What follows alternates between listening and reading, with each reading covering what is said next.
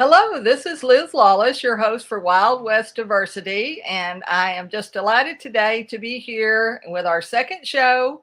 This is our second live stream, so we hope that you'll be sharing this with your friends and family, those of you that are watching.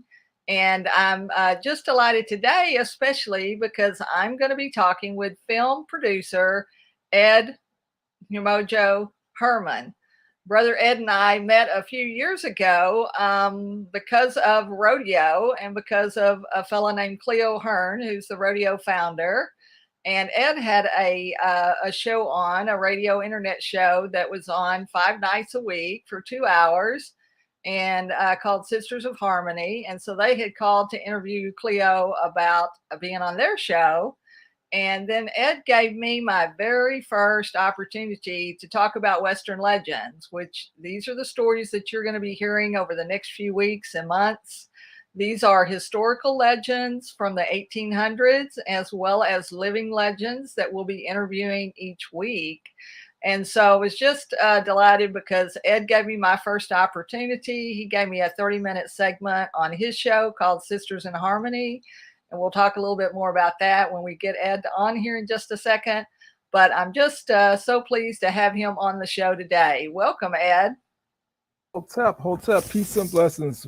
How you doing, Sister Liz? I'm doing good. I'm doing good. So today we are talking about Black Cowboys, but tell our listeners, our white people watching us today, a little bit about your background, because you didn't really grow up in a cowboy kind of place, did you? No, I didn't. But first and foremost, I greet everyone in the name of God and the ancestors in whose footsteps I most humbly walk. I'm originally from the Caribbean, and as you know, in the Caribbean we do have cowboys in the Caribbean, right? So we have that. But I grew up in Brooklyn. I came to this country in the late '60s. I grew up in Brooklyn, New York, and it's kind of interesting when I started talking to you and Cleo. I remember the Black Cowboys when they came to Harlem.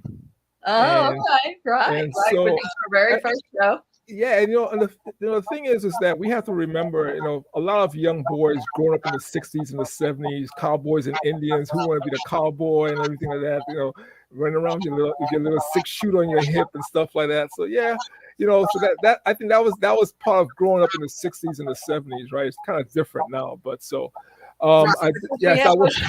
Yeah, we had those shows that we watched. I mean, we were watching Rawhide. We were watching, John Wayne movies. Bonanza. Remember Bonanza, the Virginian. I remember That's those right. shows. Yeah, all of those television shows. And, and the sad thing is that most people get their history from fiction, not from movies and television. And the sad thing is that's fiction, not fact. And so those producers and directors and movie studios and television studios, they just took a lot of license. And so now, we're hearing and finding out a lot of those characters that were played by white actors were not really white. They were Black, they were African American or Black men, or they were Native American, or maybe they were Hispanic or Mexican. And so we're here to tell those true stories. So, and you as a filmmaker, I know you appreciate that too. So. Oh yeah, I definitely do. Imagine me when I found out in my, I think I was in high school and college, that Bass Reeves was the Lone Ranger in real life, right? So that blew me away. Wait a minute, the Lone Ranger was Bass Reeves, a Black Marshal, U.S. Marshal in the Badlands back in the day. That's where the stories came from. So when you understand, we're in Black History Month, but I always say, we say Black history is world history. So we are part of the history all over the world. And what we see happening right now, which is a good thing, the people are looking for for that legacy. Where did this come from? Where did that come from? And a lot of times you'll find the hands, and when you go back to cowboys and the old West, you find people who look like me in that time frame doing a lot of the stuff. And so I remember the Marlboro. I remember the Marlboro commercial. So imagine when I got to meet the cowboy who was the Marlboro man, and he looked like me. I was like, wait a second. So that was, that's really cool. I mean, I laugh about it, but you stop and think about it. the Marlboro Man back in the day when they had the Marlboro cigarette and he's on the horse and stuff like that was actually Cleo Hearns, an African Right. American cowboy, real life cowboy. So Right. that was really cool to see and find out. Right, later on. So that was it. So that's how, Ed and I met there. And then obviously we talked with him. We had conversations. We had never met in person. People are finding that all over the world now today, especially with this pandemic, and a lot of people, working and being on Zoom and being on video calls and live streaming. I mean, all of this is opening up the world for us to meet and work with people that we've never even met, but luckily eventually we did. We'll talk about that in a little bit. But what was your, I guess once you met Cleo, was it a goal to like come to the rodeo or actually see the rodeo yourself? Because this the first rodeo you saw when you came to Fort Worth? Yes, it was the first live rodeo, but for Liz, for me was as a kid, seeing the rodeos on television, and like one of my favorite cowboys back in the day was Gary Cooper. Right. I mean, Gary Cooper to me was so cool. I mean, to me, he was cooler than John Wayne. Okay, that's just my right. That's too my mother's favorite. Yeah. Yeah. So when I came to Dallas, and and to walk into the rodeo and to see all these cowboys and cowgirls that look like me, I'm like, wait a second, this is really cool. I was like a kid in a candy store. And, right. and the funny thing about the interesting thing about it is there's a time frame that really sticks in my head forever. Before the rodeo started, it was the ring was empty, right? And I had an opportunity to go down on the field. In the dirt, yeah. And I'm standing with my camera. We call it kicking in the dirt. Yeah, but real cool. I'm standing there with my camera, and a cowboy is coming on his horse. And who was it? Cleo Hearns' son. Right, Robbie. Yeah. And he looks at me, he rides right by me. I'm like, this is so cool. And so, and I'm like, it's like, I did some work with the black firefighters in New York City, right? And I remember little kids when they saw the fire truck coming, and the little kids like their eyes like, wow, fireman. That was me right there with Cleo Hearns' son. I didn't know it was his son at the time. I found out later. I interviewed him. But here comes his son on a horse, just riding, like just strutting in the dirt. And I'm standing there, I'm looking. He rides by me. It's just like the little kids watching the fire trucks go by. It's like it was so cool, So yeah, I had fun. I had a lot of fun. I got to meet Cleo's granddaughter and stuff like that. So seeing the cowgirls, and they look really good. I was like, yeah, there's some cute looking cowgirls out here. That's right. Yeah. Yeah, you gotta think they're gonna be manly, but they're not. No, they're not. They're cowgirls. They're cowgirls for sure. Yeah, well, we've got a short film, so let's play a little bit of Ed's film. We're gonna watch a little bit of Ed's film now, and then we'll come back and talk a little bit more about some of those people that you met and your takeaways and why you think this history is important and why you think we ought to be sharing more of it with people so that they can make that connection. We've talked about connection with heritage, connection, and it's collective heritage too. Yeah. We all were a part, all of our cultures were a part of in some form or fashion. They had something to do, and we carry that forward. It might be in the food, it might be in the music, it might be in the decorating, it might be in clothing or jewelry or painting or artwork, but we all have that contribution that we've made. And so that's what this show's about, Wild West Diversity. It's about sharing those multicultural stories, not only from the early days, the 1800s, 1900s, but also then connecting it with living people who are keeping that legacy alive today. So appreciate you being here, and we'll watch a little bit of the film, and so our audience can see that too if they've never seen a rodeo, and then we'll come back and talk about what we were actually doing there. This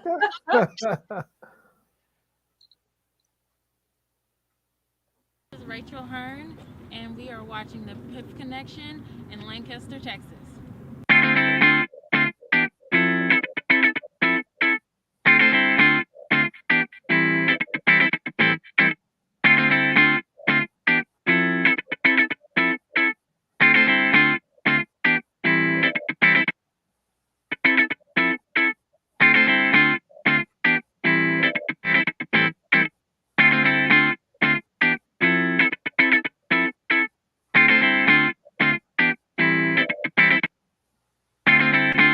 family, we are still here in Fort Worth, Texas at the Rodeo Color.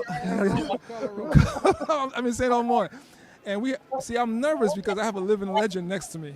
Okay, this is Bud Ford. So, the last person who said that got roped and tied by this man. So I'm being Oh my Lord. So we're here, and I want to introduce this gentleman because I'm telling this man's a living legend. He's done a lot of things. So, say hello to the family all over the world. Hello, family. How y'all doing? I'm blessed to be here. I'm blessed to be able to do what I do and give God the glory. So, you have this, now for those of us who are not well versed in the rodeo, you have this rope in your hand. It's not a rope, but tell us what it is and what you do with it. Pick and string. This could make you or break you. Make you or break you. I mean, roping calf. What do you do with it? Well, you rope your calf, you throw your calf down, you flank him and tie him.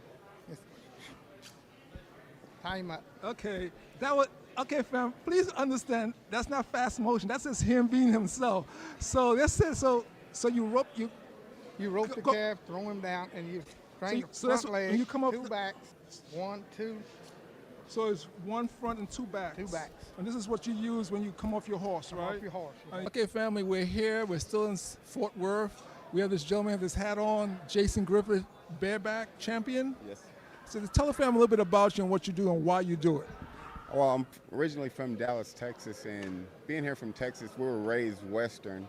Once I turned 18 and moved out of the house, I moved around a group of rodeo cowboys who introduced me into rodeo, and that's where I started riding bucking horses. And from there, became a 4-time champ, world champ, and it's what I do coast to coast. Okay, for those who are not educated on rodeo, what's the bucking horse?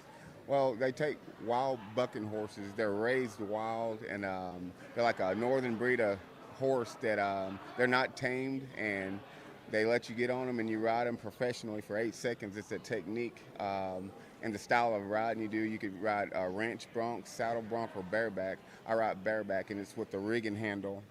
And you stick your hand in the rigging handle and you use your technique for 8 seconds and stay on for 8 seconds, and you get scored. When you say bareback, that means there's no saddle. There's no saddle, just a handle, like a suitcase-handled rigging. Okay. Mm-hmm. Man, I'm hurting for you. It's pretty rough. It's not for everybody, but it's what it is. It's what we do. So why is it important you be here today for this particular Cowboys of Color Rodeo? Well, I was raised here at this rodeo. I've won this thing several times, and I try to come every year. And it's a lot of friends and family here, and it's a lot of fun here in Fort Worth. And coming to the Cowboys of Color, it's a whole lot of fun.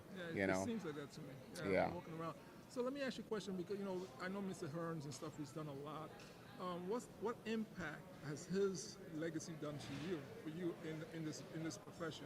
Well, being here from Texas, I don't stay too far from Cleo, but it really doesn't matter how far you stay. Cleo, with me, he put on a lot of good rodeos coming up, and still puts on high-class rodeos and give guys opportunity to go to these high-class rodeos. And he's the kind of guy that anytime you call, he's going to answer the phone, he's going to call you back, he's going to answer any questions, or if you have any problems, he's going to get to the bottom of it. And he's never going to leave you hanging. If you're a cowboy, he's always going to get to the bottom of the situation and help you out as much as he can. And it means a lot to me.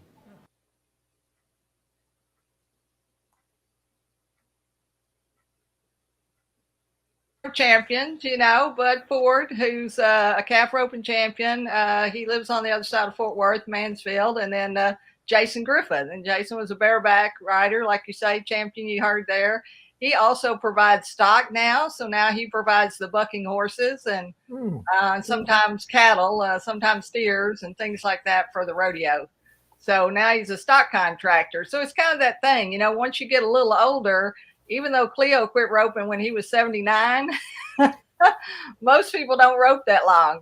Most people rope till they're about 35 or 40, and then they go to ranching, or they go to, they just go to bringing up the kids or helping the kids rope, and, training horses or training other barrel racers or calf ropers and things like that. So, rodeo is family. And did you see that, Ed, when you came to the rodeo? I was just about to say that, Liz. When I was there, I was a fish out the water. I came down from the north, right? But I tell you, when I was in that room with those cowboys, everyone was so nice. They just embraced me. And I mean, everyone I asked for an interview gave me an interview. Right. And usually that doesn't happen. And I was really humbled to see, to see them in real life, to see the how humble they are, and they enjoy what they do, because it's a life. It's just not something you practice. It's a lifestyle. Right. And it's just like you're not a cowboy on the weekends. No, you're a cowboy all the time. You might ride competitively on the weekend, but during the weekdays, this is your life.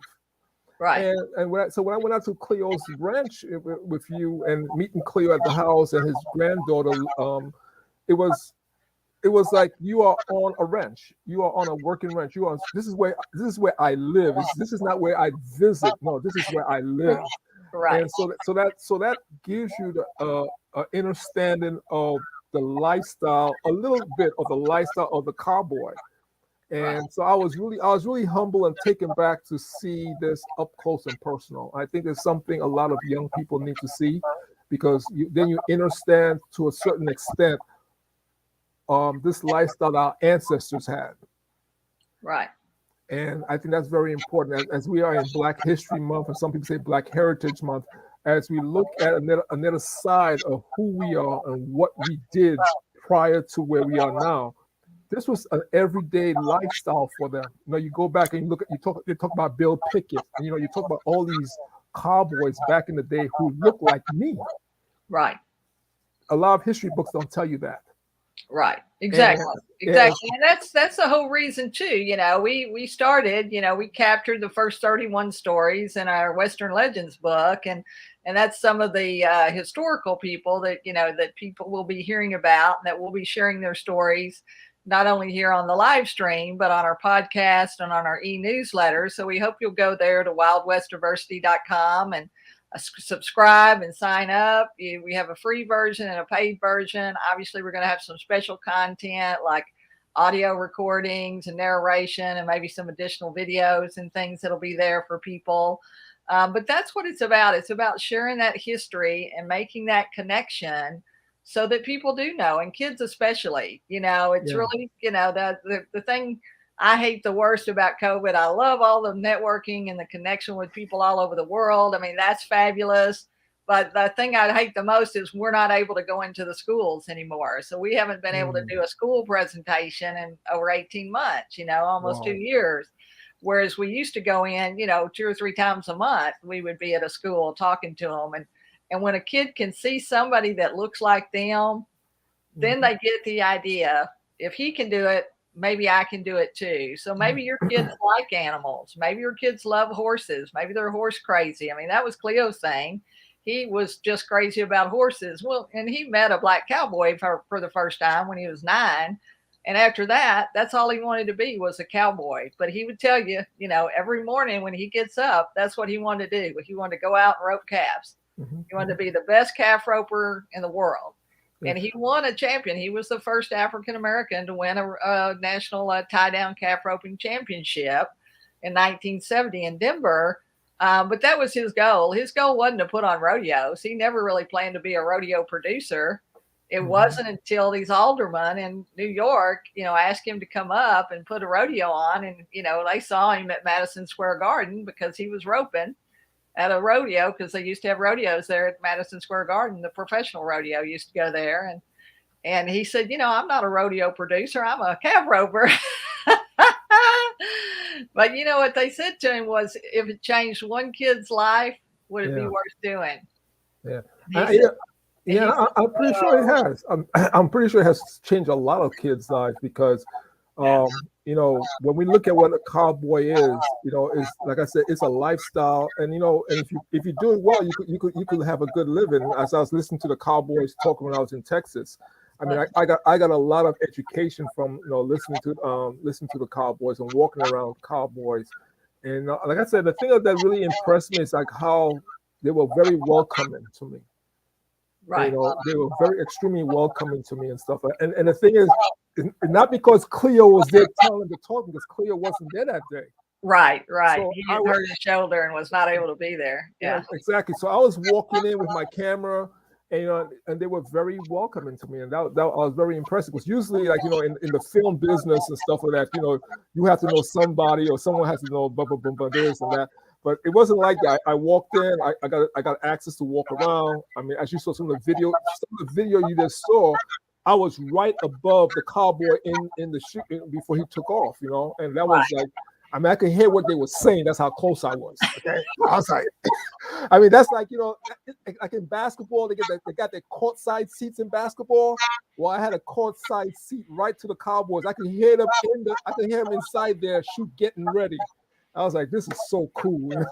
Right. For my first rodeo, for my very first rodeo, I'm right there. I'm like, this is really cool. And you got to be about half crazy to get on a bull or a bucking horse, because like you say, I mean, a bull's, tons, and they got one goal, and that's to get you off their back or step on you or throw you around or whatever they can find, if they can get you. Yeah. So, but it's very exciting. And unless you're, if you're a bareback rider or a bull rider, you have, you don't have the horses, and you're maybe not necessarily getting up every day. You're getting up every day and working out, and you're lifting weights, and you're working your balance. You're maybe going through the motions mentally. And I know you saw probably a lot of the guys preparing that they were getting ready to ride. You could see them over in the corner, and they're over there going through their motions and mentally getting prepared to ride. And but if you're a calf roper or a steer wrestler or a ladies barrel racer, you got a horse, and it's expensive. And that's another reason why there aren't more minority cowboys, participating at a professional level. Because, before you even get out of the driveway, you got a truck that's $30,000 or $40,000. You got a trailer that's $5,000 or $10,000. You got a horse that's another $10,000, $20,000, $30,000. If you're like Cleo, you're riding a $30,000 or $40,000 horse, not a $10,000 horse. And and you spent $80,000 or $100,000, you ain't even driven out of the driveway yet. I know. Yeah, I remember. It has to go down the road, and then stay, and then like you say, you pay to play, you pay an entry fee, and to get in the rodeo when you go to a professional rodeo, and you might win and you might not, and if you win, you go and compete again. If you don't, you go on down the road to the next rodeo. So but it's a lot, like you say, it's a lifestyle, but it is a family thing. I mean, like you say, we've got 3 generations and 4 generations coming up because we've been doing the rodeo so long. Like you say, the first rodeo, 1971, we started doing rodeos consistently every year, annually in 1985. So from 1985, we've had a rodeo, at least one every year. And then in 2000, we had 7. We did a 7-city tour for like 10 years, and then sponsorship and, other things happened economically. And we lost our big sponsors because, somebody moved on or retired or got promoted. And then, you got to start over and get the next person. And maybe they're not as interested in the rodeo, sponsoring the rodeo. They want to sponsor NASCAR or some other event, that the baseball or something they like. And so that happened to us a lot. But Cleo, he can say he got to live his dream of being a cowboy and getting up every day and riding, and so he's 83, and like you say, retired in 79. He was continuing to rope in senior events. They have senior roping events. They have amateur events, professional. They have Indian rodeos. They have black rodeos. They have women's rodeos, just strictly for women. And there are women barrel racers. Besides women barrel racers, there are women bull riders and women steer wrestlers. And there are also women, that do cutting and, team roping is one of the other events. We don't have that event in our rodeos, but that's an event that came on later, and so so it's an interesting thing, but it is a lifestyle. But there's this whole lifestyle of minority cowboys that people don't know about. So we're happy to tell those stories. We really appreciate that. We appreciate that you came and filmed and captured it, because, that's what we have to do too, is we've got to capture these stories so that we can share them with other people. So, so what do you think? Tell us a little bit about what you're doing. I want our audience to hear, because obviously, like you say, that cultural connection goes all directions. It comes from the past and it goes to the future. And then it goes to the next generation. And I know you're a big proponent of working with youth. So tell our audience a little bit about that. Well, thank you, Liz. That takes us to the African principle of Sankofa. And so as we look to the past to help the present and to build a better future, it will be a shame if everything I learned I kept to myself. So something my wife and I are very big on is about sharing information, especially to the youth. Because you said something about Cleo Hearns and Cowboys. Be very clear, Liz. I became a photographer. I started to love photography because when I was a little boy, I met Gordon Parks. Okay. And I'd met him for maybe 20 seconds. He didn't say a word to me, and he just walked into the room. I saw him, eye contact, but the whole aura and the whole thing about him, I was like, for a little boy like me at that time, was like, whatever he does, I want to do because he looks so cool. Right. And later on, I found that's what he was. So I think we have a responsibility as elders to make sure the young people understand that there's a lot out there for them that they can do, and we have to share what we have. So we're doing that here in the U.S. We're doing it in the Caribbean with films. We're doing it in Uganda, in Africa.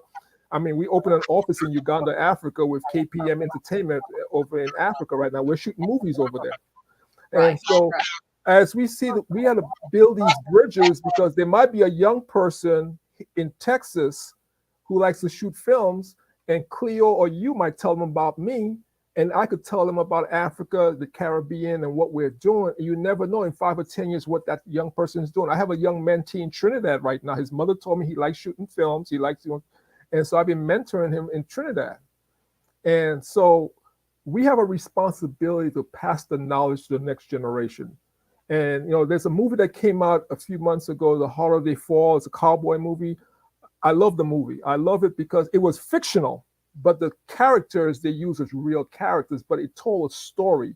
And it started a conversation that most likely would not have started if the movie wasn't done. A lot of young boys and girls got to see Black cowboys as the lead actors. How cool was that? And I think we have to, I mean, they had issues with the storyline, but the whole thing is everything has a positive and a negative. Are you gonna jump on the positive, or are you gonna jump on the negative? We could jump on the positive and make it better next time.